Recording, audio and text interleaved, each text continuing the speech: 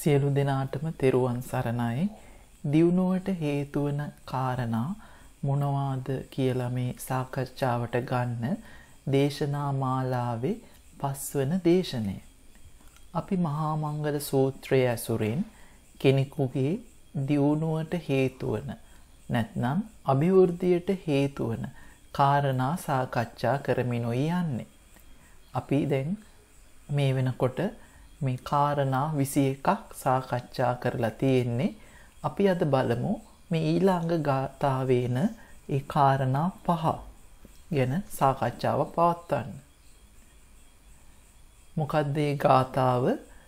ගාර වෝච නිවාතෝච සන්තුට්ඨීච කතඤ්ඤුතා කාලේන ධම්ම සවණං ඒතං මංගල මුත්තමං. ගරු බුහුමන් කිරීම, නිහතමානී බව, ලද දෙයින් සතුටු වීම, කළ ගුණ දන්නා බව, සුදුසු අවස්ථාවන්හි දහම් ඇසීම යන කාරණා උතුම් මංගල කාරණා. මේ ගරු බුහුමන් කිරීම ගැන මේ දේහි ඒ වටිනාකම ගැන අපි කතා කරනකොට මේ කුද්දක නිකායේ තෙරගාථා පාළියේ මහා නාගතෙර ගාථා වල සඳහන් වෙනවා මේ යමෙක් සත්බ්‍රහ්මචාරීන් වහන්සේලා කෙරෙහි ඒ ගෞරවයක් දක්වන්නේ නැත්නම් ඒ තැනැත්තා ඒ දිය කඩਿੱත්තක ඉන්න මත්සෙක් වගේ ඒ සද්ධර්මයෙන් පිරිහෙනවා කියලා. ඉතින් කෙනෙක් ඒ සත්බ්‍රහ්මචාරීන් වහන්සේලා කෙරෙහි ගෞරවයක් සුවචභාවයක් නැත්නම් ඒ අයට ඒ සත්බ්‍රහ්මචාරීන් වහන්සේලාගෙන් ධර්මය ලැබෙන්නේ නැහැ. ඉතින් ඒ තැනැත්තා අර දිය කඩਿੱත්තක ඉන්න මත්සෙක් වගේ ඒ පිරිහී යනවා කියන කාරණේ තමයි මෙතනින් දැක්වෙන්නේ. ඉතින් අපි ගරු කරන්න ඕනි කාටද කියන කාරණය අපි මේ පළවෙනි දේශනාවේ ඒ සේවිතබ්බ සූත්‍රය ආශ්‍රයෙන් කතා කරා. අපි මේ සත්කාර කොට ඒ ගරු කරන්න ඕනි අය තමයි මේ අපිට වඩා සීලයෙන්, සමාධියෙන්, ප්‍රඥාවෙන් උසස් අය. එතකොට ඒ බුදුවරු, පසේ බුදුවරු, ඒ මහරහතන් වහන්සේලා, ඒ වගේම ඒ සේක ආර්ය උත්තමයන් වහන්සේලා අන්නේ අයට තමයි අපි මේ ගරු කොට ආශ්‍රය කරන්න ඕනි, ගරු කරන්න ඕනි. ඉතින් ඒ අය එක්ක ආශ්‍රය කරනකොට ඒ අය තමන්ගේ නොපිරුණු සීලය, ඒ නොපිරුණු සමාධිය, නොපිරුණු ඒ ප්‍රඥාව වැඩිවීමට, වඩා ගැනීමට ඒ අනුශාසනා දෙනවා. ඉතින් එතකොට තමන්ගේ ගුණයන් ඉක්මනින් වැඩෙනවා කියලා තථාගතයන් වහන්සේ දේශනා කරනවා. ඉතින් මේ තවත් අවස්ථාවක් තමයි මේ පරිවාර පාළියේ විනය පිටකේ ඒ සවදෑරුම් ගෞරවය දක්වලා තියෙනවා. මොනවද මේ සවදෑරුම් ගෞරවය? බුදුරජාණන් වහන්සේ කෙරෙහි, ධර්මය කෙරෙහි, සංඝයා කෙරෙහි, ශික්ෂාපදයන් කෙරෙහි, ඒ අප්‍රමාදය කෙරෙහි, ඒ වගේම මේ ධර්ම සාකච්ඡා පිළිසඳර කෙරෙහි. ඉතින් මෙන්න මේවා කෙරෙහි දක්වන ගෞරවය ඒ සවදෑරුම් ගෞරවය කියලා මේ විනය පිටකේ දක්වලා තියෙනවා. ඉතින් ඊළඟට අපිට තියෙන කාරණේ තමයි මේ නිවාතෝච කියන කාරණේ. නිහතමානී භාවය, යටහත් පහත් ස්වභාවය. ඉතින් මේ ගැන කතා කරනකොට අපිට මතක් වෙන සූත්‍රයක් තමයි සාරිපුත්ත සිහනාද සූත්‍රය. ඉතින් මේ සූත්‍රයේ පසුබිම් මේ කතාව හරිම ආදර්ශවත් කතාවක් තියෙන්නේ. ඒ තථාගතයන් වහන්සේ භික්ෂු සංඝයා සමග ඒ ජේතවනාරාමේ වැඩ වාසය කරනකොට ඒ වස් අවසානයේ සරියුත් හාමුදුරුවෝ ගිහින් තථාගතයන් වහන්සේගෙන් අවසර ඉල්ලනවා ඒ ජනපද චාරිකාවේ ධර්මය ප්‍රචාරණයේ යෙදෙන්න. එතකොට තථාගතයන් වහන්සේගෙන් අවසර අරගෙන උන්වහන්සේ පිටත් වුණාම තවත් භික්ෂුන් වහන්සේ නමක් ඇවිත් තථාගතයන් වහන්සේට පැමිණිලි කරනවා, ස්වාමීනි මේ ආයුෂ්මත් සාරිපුත්ත හිමියන් උන්වහන්සේ විසින් මාහට දොස් නගා ඒ නිදොස් නොකොට ජනපද චාරිකාවේ පිටත් වුණා. ඉතින් තථාගතයන් වහන්සේ මේ වෙලාවේ අනිත් භික්ෂුන් වහන්සේලාට කියනවා මේ භික්ෂූනි මේ ගිහින් සාරිපුත්‍ර හිමියන් මෙතෙන්ට කැඳවාගෙන ඉන්න කියලා.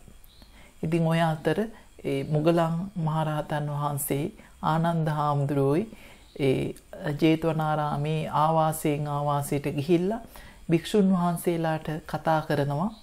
අද මේ සරියුත් හාමුදුරුවෝ සිංහනාද කරනවා.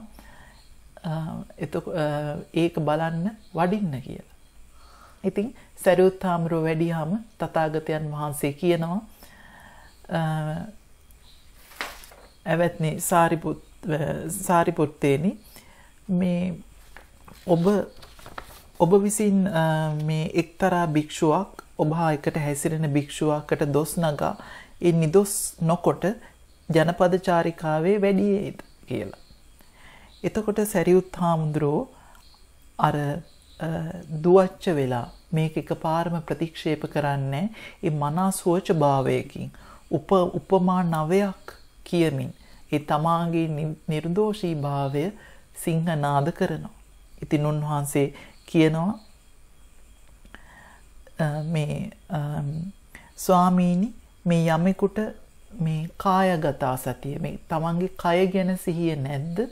අන්නේ වගේ තැනැත්තෙක් තමයි මේ තමන් එකට හැසිරෙන භික්ෂුන් වහන්සේ නමකට දොස් නගලා ඒක නිදොස් නොකර වඩින්නේ. ස්වාමීනි මේ යම්සේ මේ මහ පොළොව ඒ මහ පොළොවට ඒ පිරිසුදු දේත් දානවද අපවිත්‍ර දේත් දානවද ඒ අසුචිත් මුත්‍රාත් ඒ වමනය මේ සැරව මේවා දමනවද ඒකෙන් මේ මහ පොළොව පීඩාවටපත් වෙන්නේ ලැජ්ජාවටපත් වෙන්නේ ඒවා මහ පොළොව පිළිකුල් කරන්නේ ස්වාමීනි ඒ වගේ මමත් මේ මහ පොළොව වගේ ඒ මහත් වූ මහත් බවට ගිය වූ අප්‍රමාණ වූ ඒ හිංසා රහිත වූ අවෛරී වූ සිතින් යුක්තව වාසය කරනවා කියලා සරියුත් හාමුදුරුවෝ දේශනා කරනවා. ඉතින් මෙතෙන්දී මේ සරියුත් හාමුදුරුවෝ මේ කායගත සතිය වඩනවා කියලා දක්වනවා. ඉතින් මේ කායගත සතියේදී මේ ශරීරය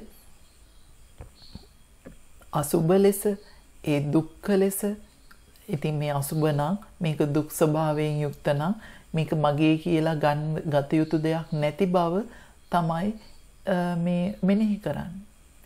ඉතින් එහෙම මෙනෙහි කරනකොට මේ ශරීරය මගේ කියලා ගන්න නැතිකොට උන්වහන්සේගේ සිත මහත් ඒ අප්‍රමාණ ඒ විශාල වූ සිතක් පවතින. ඉතින් ඒ සියලු සත්වයෝ මේ දුකින් ඉන්නවා කියන ඒ අදහසත් එක්ක මේ ශරීරයේ දුක්ඛය දැකලා මේ ශරීර දරාගෙන ඉන්න සියලු සත්වයන්ට මේ දුක්ඛය පොදුයි කියන ඒ අදහසින් ඒ සියලු සත්වයෝ දුකින් ඉන්න අදහසින් සියලු සත්වයෝ කෙරෙහි ඒ අවෛරී චිත්තයක් තමයි උන්වහන්සේ පවත්වන්නේ. හිංසා නැති අප්‍රමාණ වූ ඒ මෛත්‍රයක් තමයි උන්වහන්සේ පවත්වනවා කියලා උන්වහන්සේ දේශනා කරන්නේ. ඒ වගේම මේ ශරීරය ඒ මහ පොළොව ඒ පිළිකුල් ස්වභාවයෙන් බලන නිසා උන්වහන්සේ මේ ශරීරය නිසා ඒ මාන අතිමාන ඒ ස්වභාවයටපත් වෙන්නේ. ඉතින් එතකොට උන්වහන්සේ ඒ ස්වභාවයටපත් වුණොත් තමයි අර ඒ කායික ඒ ප්‍රගල්භ භාවයන්ට පවා ගිහින් ඒ මෘදු භාවයෙන් තොරව ඒ සහෝදර භික්ෂුවකට ඒ දොසක් නගලා ඒක නිදොස් නොකර ඒ චාරිකාවේ යෙදෙන්නේ. ඉතින් මේ අදහස තමයි මෙතන මේ දක්වන්නේ. ඉතින් මේ ආකාරයට මේ ජලය උපමා කරනවා. ඒ යම්සේද ඒ ජලයට පිවිතුරු දේත් දානවා, අපවිත්‍ර දේත් දානවා. ඒ මල, මුත්‍රා, ඒ සැරව, ලේ මේ මොනවා සියලු දේ දානවා. එහෙම වුණත් ඒ ජලයේ එවයින් පීඩාවටපත් වෙන්නේ, ලැජ්ජාවටපත් වෙන්නේ, පිළිකුලටපත් වෙන්නේ. ඉතින් තමනුත් ඒ ජලය වගේ ඒ මහත් වූ ඒ අප්‍රමාණ වූ ඒ අවෛරී අවිහිංසා බවටපත් වූ ඒ සිතින් යුක්තව වාසය කරනවා කියලා සරියුත් හාමුදුරුවෝ කියනවා. ඒ වගේම ගින්දර මේ ගින්දරට මේ පිරිසිදු දේත් දමනවා, අපිරිසිදු දේත් දානවා, ලේ දානවා, අසුචිත් දානවා, මුත්‍රාත් දානවා. ඒවත් මේ ගින්දරෙන් පිච්චෙනවා. ඉතින් එහෙම වුණා කියලා මේ ගින්දර පීඩාවට, ලැජ්ජාවට එහෙම්පත් වෙන්නේ. ඉතින් තමනුත් මේ ගින්දර වගේ ඒ අවෛරී වූ, අප්‍රමාණ වූ, ඒ මහත් වූ, හිංසා රහිත වූ සිතින් යුක්තව වාසය කරනවා කියලා සරියුත් හාමුදුරුවෝ මෙතෙන්දි දේශනා කරනවා. ඉතින් ඒ වගේම මේ වාතය. ඉතින් මේ වාතය පිරිසිදු දේ තුලිනුත් හමනවා, අපිරිසිදු දේ තුලිනුත් හමනවා. අසුචියෙත් හමනවා, ඒ මුත්‍රාවලත් හමනවා, කෙලවලිනුත් හමනවා, ඒ ලේවලිනුත් හමනවා. නමුත් එහෙම වුණා කියලා ඒ වාතය පීඩාවටපත් වෙන්නේ, ලැජ්ජාවටපත් වෙන්නේ, පිළිකුලටපත් වෙන්නේ නැහැ. ඉතින් තමන් වහන්සේ ඒ සුළඟ වගේ, වාතය වගේ ඒ මහත් වූ, මහත් බවට ගියා වූ, අප්‍රමාණ වූ, අවෛරී වූ, ඒ හිංසා රහිත වූ සිතින් යුක්තව වාසය කරනවා කියලා සරියුත් හාමුදුරුවෝ දේශනා කරනවා. ඉතින් සරියුත් හාමුදුරුවෝ ඊළඟට කියනවා මේ පාපිස් උපමාව. ඒ යම් වෙසකින්ද මේ පාපිස්සෙන් පිරිසිදු දේත් පිහිනවා, අපිරිසිදු දේත් පිහිනවා, අසුචිත් පිහිනවා, මුත්‍රාත් පිහිනවා, ඒ ලේ සැරවයි සියලු දේ පිහිනවා. එහෙම වුණා කියලා ඒ පාපිස්ස ඒකින් පීඩාවට, ඒ ලැජ්ජාවට, පිළිකුලටපත් වෙන්නේ. ඒ වගේ තමනුත් ඒ මහත් වූ, මහත් බවට ගියා වූ, ඒ අප්‍රමාණ වූ, ඒ අවෛරී වූ, අවිහිංසා වූ ඒ සිතින් යුක්තව වාසය කරනවා කියලා සරියුත් හාමුදුරුවෝ දේශනා කරනවා.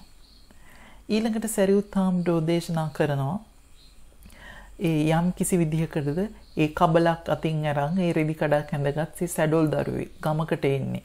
ඒ ලැජ්ජාවෙන් යටහත් පහත් සිතින් යුක්තව පැමිණෙන්නේ. අන්න ඒ වගේ ඒ තමනුත් මහත් වූ, මහත් බවට පැමිණියා වූ, ඒ අප්‍රමාණ වූ, ඒ පීඩා රහිත ඒ සිතකින්, ඒ සැඩොල් දරුවෙක්ගේ සිතක් වගේ සිතකින් තමනුත් ඒ හිංසා රහිතේ මහ පොළොව වගේ සිතකින් වාසය කරනවා කියලා මේ සරියුත් හාමුදුරුවෝ කියනවා. ඊළඟට කොහොමද මේ අන්සිඳුණු කීකරු ගොනෙක් ඒ පාරේ වීදියෙන් වීදිය, හන්දියෙන් හන්දිය යන්නේ ඒ ලැජ්ජාවෙන්, ආඩම්බරයකින්, මානයකින් තොරව, කාටවත් හිංසා නොකර.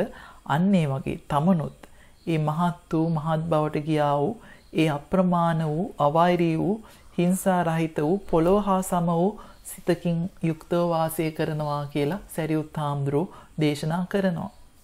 ඉතින් මෙතන මේ සිංහනාදයක් කියලා අපිට මේ සූත්‍රේ නම තිබුණට මේ ආර්ය විනී සිංහනාදයක් තමයි මේ කරන්නේ. දැන් අපි ලෞකික අර්ථයෙන් නම් සිංහනාදයක් කිව්වහම ඒ මානෙන් යුක්තව තමන්ගේ ඒ කාමයන් කෙරෙහි ඒ තියෙන ප්‍රමාණයට ඒ මාන අතිමාන අරගෙන ඒ කරන තර්ජනයක්. නමුත් මෙතන මේ නිහතමානී භාවයක් ගැන, මානෙන් තොර ඒ ස්වභාවයක් ගැන, මේ කය මුල් කරගෙන, කාමයන් මුල් කරගෙන ඒ මාන අතිමාන ඇති කරගන්න නැති ස්වභාවයක් ගැන තමයි මෙතන මේ සිංහනාද කරන්නේ. ඉතින් ඊළඟට තවත් උපමාවක් උන්වහන්සේ දක්වනවා මේ කොහොමද ඒ පිරිසිදු ඉන්න කැමති ඒ තරුණ ස්ත්‍රියෙක් හෝ පුරුෂයෙක් ඒ හොඳින් නහලා ඉන්නකොට ඒ අය කරට ඒ නයි කුණක්, සර්ප කුණක්, මිනි කුණක් ඒ බෙල්ලෙල්ලුවොත් කොහොමද ඒ පීඩාවටපත් වෙන්නේ, ලැජ්ජාවටපත් වෙන්නේ, පිළිකුල් කරන්නේ. තමනුත් මේ කුණු කය නිසා පීඩාවටපත් වෙනවා, ලැජ්ජාවටපත් වෙනවා, ඒ කුණු කය පිළිකුල් කරනවා කියලා මේ සරියුත් හාමුදුරුවෝ කියනවා. ඉතින් කවුරු හරි මේ කය අනුව මේ විදිහට බලන්නේ නැත්නම් අන්නේ කෙනා තමයි තමන් එකට වාසය කරන ඒ සබ්‍රහ්මචාරීන් වහන්සේ නමකට දොස් නගලා ඒක නිදොස් නොකර වඩින්නේ කියලා සරියුත් හාමුදුරුවෝ දේශනා කරනවා. ඉතින් ඊළඟට සරියුත් හාමුදුරුවෝ කියනවා මේ ස්වාමීනි මේ යම්සේ මේ පුරුෂයෙක් මේ කුඩා සිදුරු තියෙන, මහා සිදුරු තියෙන, ඒ උඩින් ඒ වටෙන් ඒ වැగిරෙන මේද තෙල තලියක් පරිහරණය කරනවාද, අන්න ඒ වගේ තමනුත් මේ කුඩා සිදුරු මහා සිදුරු උඩින් වැగిරෙන වටින් වැగిරෙන මේ කය මේ සිදුරු 9කින් ඒ ඇස් වලින් කඳුළු කන් වලින් ඒ කන් ඉටි නහයෙන් සොටු මුඛයෙන් කෙල ඒ මුත්‍රා මාර්ගයෙන් මුත්‍රා ඒ ගුද මාර්ගයෙන් අසුචි. ඉතින් මේ ආකාරයේ ඒ සිදුරු වලින් ඒ අසුචි වැగిරෙන මේ කය පරිහරණය කරනවා කියලා තථාගතයන් වහන්සේට කියනවා. ඉතින් ස්වාමීනි යම්සේ මේ කාන්තෙන් මේ කය පිළිබඳව කවුරු හරි භික්ෂුවක් මේ කායගත සතිය පිහිටන් නැද්ද? අන්නේ වගේ කෙනෙක් තමයි ඒ තමන් හා එකට වාසය කරන ඒ සබ්‍රහ්මචාරීන් වහන්සේ නමකට දොස් නගලා එක නිදොස් නොකර ඇවිදින්නේ ජනපද චාරිකාවේ යෙදෙන්නේ කියලා තථාගතයන් මේ සරියුත් හාමුදුරුවෝ දේශනා කරනවා. ඉතින් මේ ටික අහගෙන ඉන්නකොට ඒ භික්ෂුවට ඉඳගෙන ඉන්න බැරි වුණා ඇත්තටම.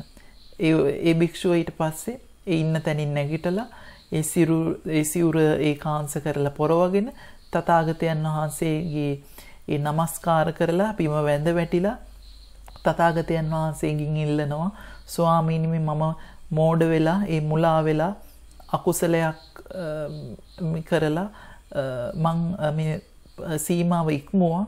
ඉතින් මේ ආයුෂ්වත් මේ සරියුත් හාමුදුරුවෝ කෙරෙහි මම මේ අසත්‍ය වූ බොරු ඒ චෝදනාවක් නැගුවේ ස්වාමීනි මට මං මේ නැවත සංවරය සඳහා මම මේ වරද වශයෙන් පිළිගන්නාසේක්වා කියලා සරියුත් හාමුදුරුවෝ මේ තථාගතයන් වහන්සේගෙන් ඉල්ලනවා. ඉතින් තථාගතයන් වහන්සේ කියනවා මේ භික්ෂුව මේ ඔබ මේ මෝඩ වෙලා මේ අකුසලයක් කරා.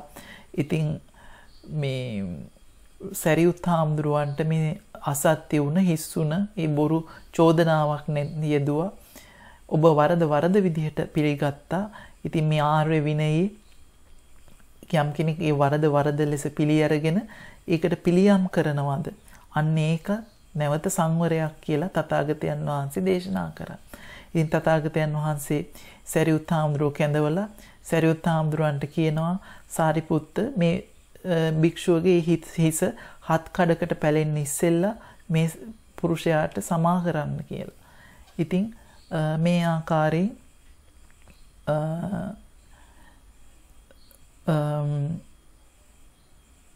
සරියුත් හාමුදුරුවෝ ඒ සමාව දෙනවා. ඉතින් මේ ආකාරයෙන් තමයි ඒ ධර්මසේනාධිපති ඒ අග්‍ර ශ්‍රාවක සරියුත් හාමුදුරුවෝ ඒ කොච්චර නිහතමානී වුණාද කියන කාරණය අපිට ගන්න තියෙන්නේ. ඉතින් මේ කෙනෙක් නිහතමානී නම්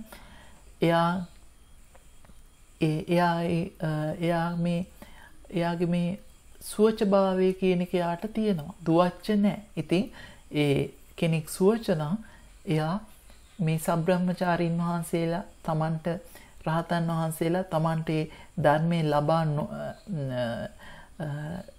දේවා කියලා දේශනා කරත්වා කියලා ප්‍රාර්ථනා නොකලත් ඒ වගේ සුවච කෙනෙකුට ඒ රහතන් වහන්සේලා ධර්මයේ ලබා දෙනවා කියලා ඒ අනුමාන සූත්‍රයේ මුගලන් හාමුදුරුවෝ දේශනා කරනවා. ඉතින් ඒ වගේ මේ අනතිමානී නම් ඒ කෙනා තුල ඒ රළු ස්වභාවයන් ඒව පවතින්නෙත් නැහැ. ඉතින් මේ ආකාරයෙන් මේ ගැන ඉතින් අපිට මේ සරියුත් හාමුදුරුවෝ මේ බලපු විදිහ තව සූත්‍රයක් තුලින් මතු කරගන්නත් පුළුවන්. මේ කුද්දක නිකායේ සුත්ත නිපාතේ විජය සූත්‍රය. ඉතින් මෙතෙන්දී තථාගතයන් වහන්සේ මේ ශරීරයේ ඒ අසුබ ස්වභාවය දේශනා කරලා ඉතින් මේ වගේ කුණු කයක් තියාගෙන යම් මෝඩ මිනිස්සෙකෝ ගෑණියක් තමන් අනිත් අයට වඩා උසස් කියලා හිතනවා නම් ඒක ඒ මෝඩකමක් මිස වෙන කවරක්ද කියලා තථාගතයන් වහන්සේ දේශනා කරනවා. අපි දැන් ගාරවෝච නිවාතෝච කියන කාරණා කතා කළා. ඊළඟට තියෙන්නේ මේ සන්තුට්ටි කියන කාරණේ. ඒතකොට සන්තුට්ටි කියන කාරණේ ගැන කතා කරනකොට මේ අපිට මේ අංගුත්තර නිකායේ චක්ක නිපාතේ අසන්තුට්ඨිතා සූත්‍රය. ඉතින් මෙතන මේ තථාගතයන් වහන්සේ කියනවා මේ ධර්මයෝ තිදෙනෙක් තියෙනවා. මොනවද මේ අසන්තුට්ඨිතාව, අසම්පජාන්‍ය, මහිච්ඡතාව. එතකොට මේ අසන්තුට්ඨිය ප්‍රහාණය කරන්න සන්තුට්ඨිය වඩන්න ඕනේ. අසම්පජාන්‍ය ප්‍රහාණය කරන්න සම්පජාන්‍ය වඩන්න ඕනේ. මහිච්ඡතාව ප්‍රහාණය කරන්න අල්පේච්ඡතාවය වඩන්න ඕනේ. එතකොට මේ අසන්තුට්ඨිතාව, අසතුටු බව නැති කරන්න තමයි මේ සන්තුට්ඨිතාව, ලද දෙයින් සතුටු වීම වඩන්නේ. එතකොට මෙතනම තියෙනවා අපි හුඟක් අසතුටු වෙන්නේ ඇයි? අපි අසතුටු වෙන්නේ අපි ලද දෙයින් සතුටු වෙන්නේ නැති නිසා. අපි ලද දෙයින් සතුටු වෙනවා නම් අපිට ඒ සතුට කියන එක පවත්වන්න හැකියාව තියෙනවා. ඉතින් මේ ගැන අපිට වැදගත් සූත්‍රයක් තියෙනවා, මේ සන්තුට්ටි සූත්‍රය. ඉතින් මේ සන්තුට්ටි සූත්‍රයේ මේ තථාගතයන් වහන්සේ මේ කියනවා මේ කාශ්‍යප මහරහතන් වහන්සේ, ඒ කාශ්‍යප ඒ යම් කිසි සිවුරක් හම්බුනහම ඒ සිවුරෙන් සතුටු වෙනවා. ඒ ලැබුණු සිවුරේ ඒ ಗುಣ කියනවා. ඒ සිවුර හේතුවෙන් ඒ අයුතු සෙවුම් වලට මීට වඩා තව හොඳ සිවුරු තියනවාද? අර සිවුරු කොහොමද? ඒ වගේ මේ කාම පරිේශනාවලට යන්නේ. ඒ වගේම ඒ නුසුදුසු පිළිවෙත් වලට. ඉතින් මේ සිවුර මූලික කරගෙන ඒ මිච්ඡා දිට්ඨියට ගිහින් ඒ මිච්ඡා සංකල්ප ඒ වගේ දේවල් වලට යන්නේ. ඒ කාම සංකල්ප, ඒ ව්‍යාපාද සංකල්ප, විහිංසා සංකල්ප ඇති කරගන්නේ. ඊළඟට සිවුරක් නොලැබෙනකොට ඒ තැවෙන්නේ, ශෝක කරන්නේ. දැන් අපි නම් අද කාලේ අපිට මේ පුරුදු විදිහට ලැබුණ දේවල් තවදුරටත් ලැබෙන්නේ නැතිකොට, දැන් පෙට්‍රල් වගේ දෙයක් ලැබෙන්නේ නැතිකොට ඒ තැවෙනවා කියන එක තියෙනවා, ශෝක කරනවා. හැබැයි මේ මහා කාශ්‍යප මහරහතන් වහන්සේ එහෙම නැහැ. මේ සිවුරු ලැබීමට ගිජු වෙන්නේ, ඒකෙන් මුසපත් වෙන්නේ, අර මෙන්ටලි කන්ෆියුස් වෙන්නේ. ඒ තෘෂ්ණාවෙන් ඒක වැළඳ ගන්නෙ නැහැ. ඉතින් මේ විදිහට මේ සිවුරේ දොස් දකිනවා. මේ සිවුර සතුට සෙව්වොත්, ප්‍රකාශ කරොත්, මේ සිවුරේ ඒව පිළි අරගෙන තබාගෙන හිටියොත් නන්දිය ඇති වෙනවා. නන්දිය නිසා උපාදාන නිසා භවය සකස් වෙනවා. භවය සකස් වුණොත් ඒ ජාතිය සිද්ධ වෙනවා. ඉතින් ජාතිය ඇති වුණොත් ඒ ජරා, ව්‍යාධි, මරණ, දුක්ඛ, දෝමනස් ආදී සියලු දුක්ඛ-කන්දේම හට ගන්නවා. ඊට පස්සේ මේ ප්‍රත්‍යාවේක්ෂ ඥාන ඇතිව පරිභෝග කරනවා. ඉතින් මේ විදිහට මේ සිවුර සතුට සෙව්වේ නැත්නම්, ප්‍රකාශ කරේ නැත්නම්, පිළි අරගෙන තබාගෙන ඉන්නේ නැත්නම් ඒ සිවුර නිසා නන්දියක් නැහැ. නන්දියක් නැත්නම් ඒ උපාදාන නැහැ. උපාදාන නැත්නම් භවයක් සකස් වෙන්නේ නැහැ. භවයක් නැත්නම් ජාතියක් හටගන්නේ නැහැ. ජාතියක් නැත්නම් මේ ජරා, ව්‍යාධි, මරණ ආදී දුක්ඛ කන්දේම ඒ හට ගැනීමක් නැහැ, නිරුද්ධ වීමක් තියෙන්නේ. ඉතින් මේ ආකාරයට තමයි උන්වහන්සේ මේ සන්තුට්ඨීව සතුටින් සිටින්නේ, ලද දෙයින් සතුටු වෙලා. ඉතින් මේ ආකාරයෙන් මේ චීවර, පිණ්ඩපාත, ගිලාන ප්‍රත්‍ය, සේනාසන මේ සියලු දේවල් කෙරෙහි මේ ආකාරයෙන් මහා කාශ්‍යප මහරහතන් වහන්සේ ඒ ලැබෙන දේෙන් සතුටුව ඒව නිසා මේ අනවශ්‍ය පරිේශන, ඒ කාම පරිේශන ඒව සොයන්න යන්නේ නැහැ. ඒ පිළිවෙත් වලට යන්නේ නැහැ. ඒ ආකාරයෙන් ඒ සිටිනවා කියලා තථාගතයන් වහන්සේ දක්වනවා. ඉතින් තථාගතයන් වහන්සේ අනිත් භික්ෂුන් වහන්සේලාටත් උපදෙස් දෙනවා. ඔබත් මේ මහා කාශ්‍යප මහරහතන් වහන්සේ වගේ ඒ ලැබෙන සිවුරෙන් සතුට වෙලා, ලැබෙන සිවුරේ ගුණ කියලා, ඒ සිවුරු නිසා ඒ අනවශ්‍ය පරිේශනාවලට, සෙවීම වලට නොගිහින්, සිවුරු නොලැබීම හේතුවෙන් ඒ ශෝක නොකර, සිවුරු ලැබීමෙන් ඒ තණ්හාවලින් බැඳිලා ඒ මුර්ඡා නොවි, මේ ප්‍රත්‍යාවේක්ෂ ඥානයෙන් යුක්තව, ඒ සසරින් මිදෙන ඥානයෙන් යුක්තව වාසය කරන්න කියලා තථාගතයන් වහන්සේ මේ අනිත් භික්ෂූන් වහන්සේලාටත් උපදෙස් දෙනවා.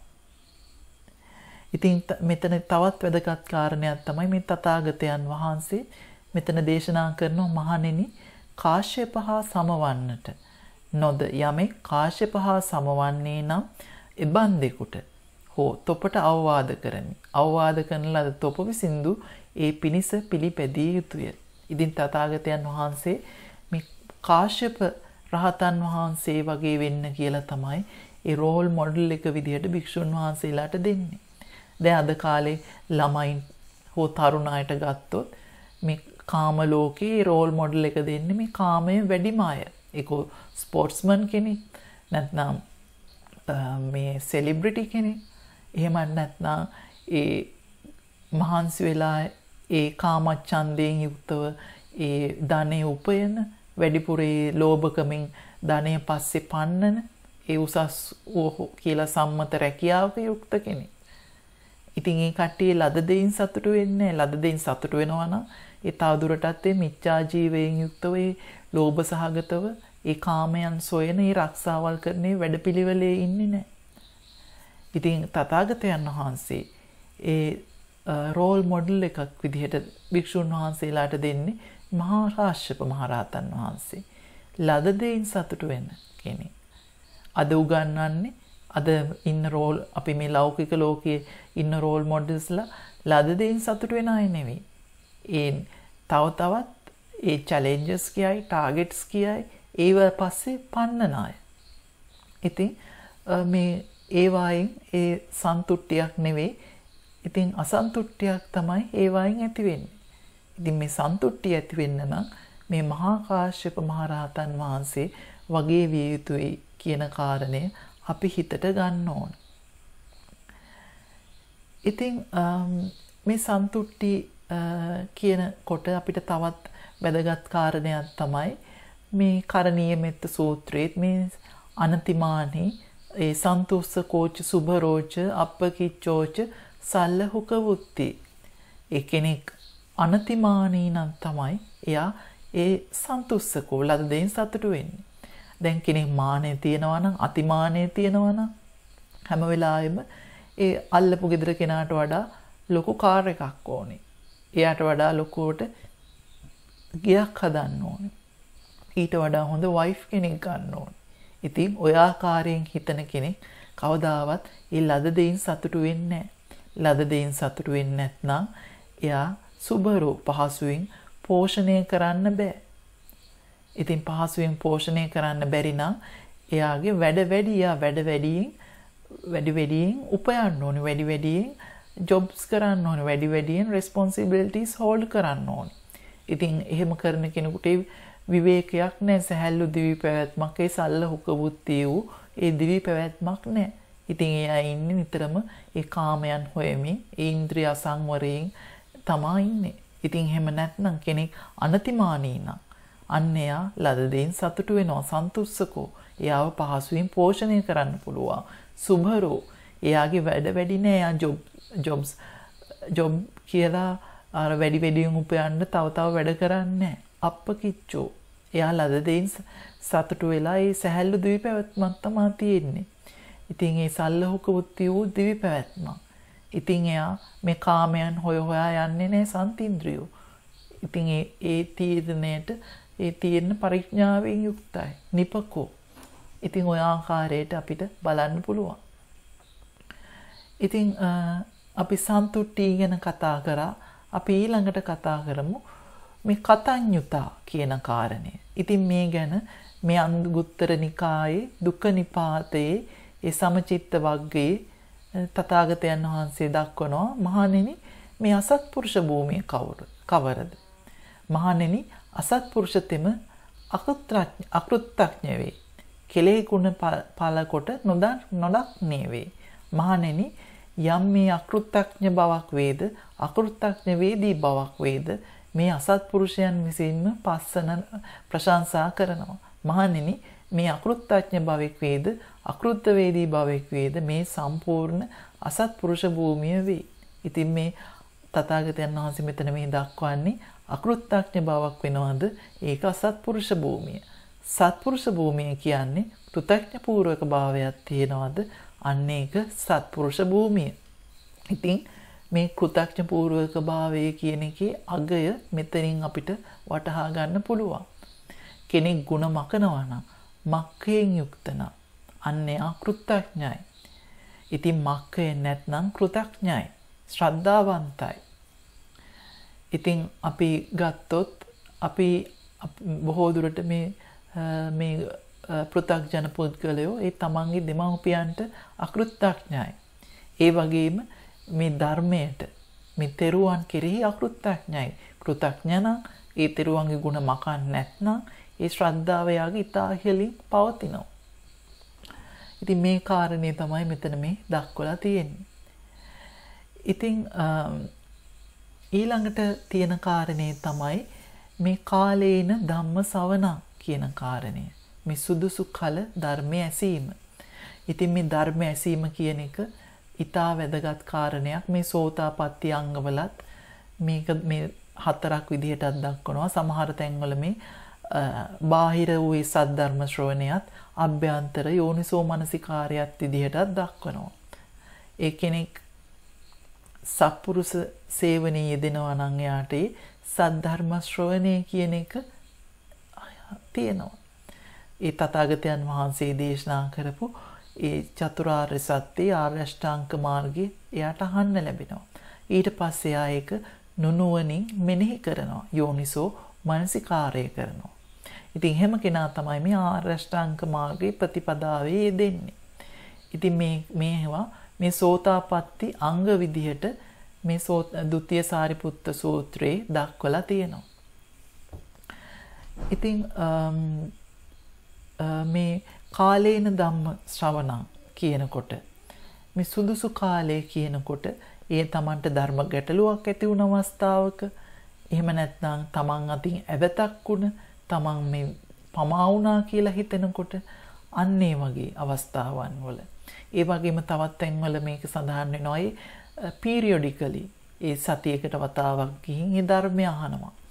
දැන් අන්නේ අර්ථයෙන්. ඉතින් මේ අර්ථයෙන් මේ කාලේන ධම්ම ශ්‍රවණං කියලා මේ මංගල කාරණයක්, දියුණුවට හේතු වන කාරණයක් කියලා තථාගතයන් වහන්සේ දක්වනවා. ඉතින් කෙනෙක් මේ සද්ධර්ම ශ්‍රවණය කරනවා නම් මේක සෝතාපට්ටි අංගයක්. ඉතින් මේ කෙනෙක් සෝවාන් භාවයට පත් වෙනවා කියන එක තථාගතයන් වහන්සේ දක්වලා තියෙන්නේ මේ සක්විති රජ පදවියට ලබනවාටත් වඩා උතුම් කාරණයක්. ඉතින් ඒ තරම් වැදගත් කාරණයක් මේක. හොඳයි. අපි අද මේ කාරණා 5ක් මේ ආකාරයට සාකච්ඡා කරා.